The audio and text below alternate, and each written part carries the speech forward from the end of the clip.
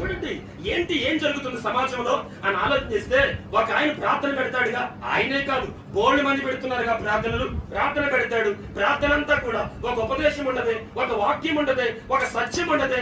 ఒక ఆయన పేర్లు పెట్టి పిలుస్తాడు, మనమే పిలుస్తావులే, కానీ అది అది అది ఉన్నతమైన విషయం కాదుగా. ఎందుకో తెలుసా?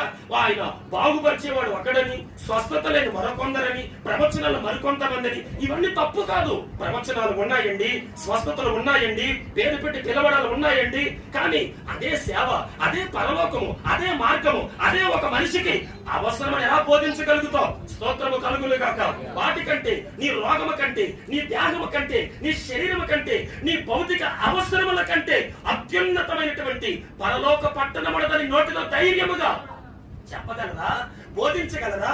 ఈ బోధ అవసరం లేదా ప్రజలకు? ఎప్పుడు చూసినా, ఎక్కడ చూసినా రోగాలతో ఉన్నవారులారా, బాధలతో ఉన్నవారులారా, ఆ మధ్య